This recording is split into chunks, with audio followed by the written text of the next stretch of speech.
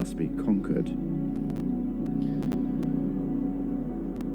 It may be too rocky, too arid, but here, canyons and gullies became the streets and thoroughfares for one of the most spectacular civilizations in all of human history.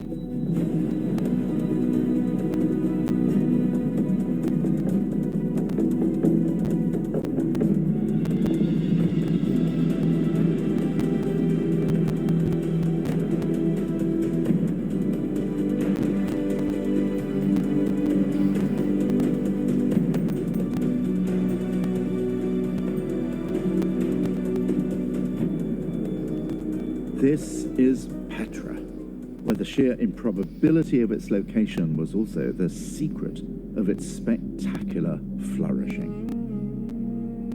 The reason why this tomb endured and survived armies and earthquakes is that the Nabateans who built it cut it into the sandstone surface of the mountain, rather than build some freestanding marble monument. The mountains shook with earthquakes, but these buildings stood intact.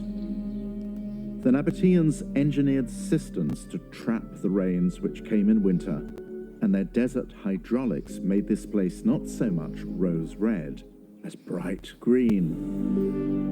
A garden city of fountains, swimming pools, groves, and orchards.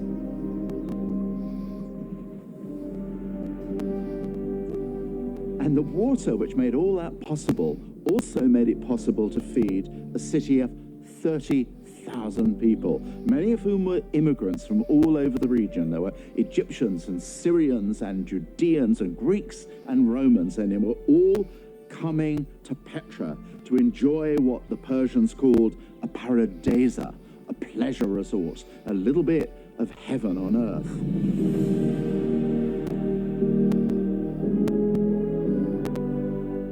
And they all brought a flourish of their own cultural styles with them.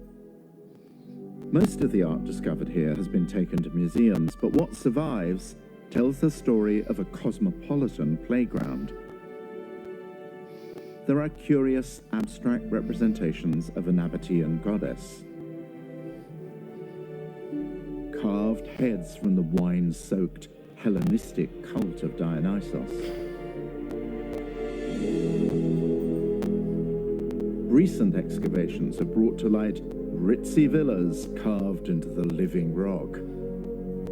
Inside them, here's to happiness murals from that same Dionysian cult.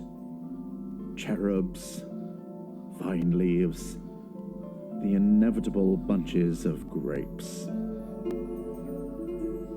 And from the later years of Petra's life, Byzantine mosaics found beneath the sand and rubble of a ruined church.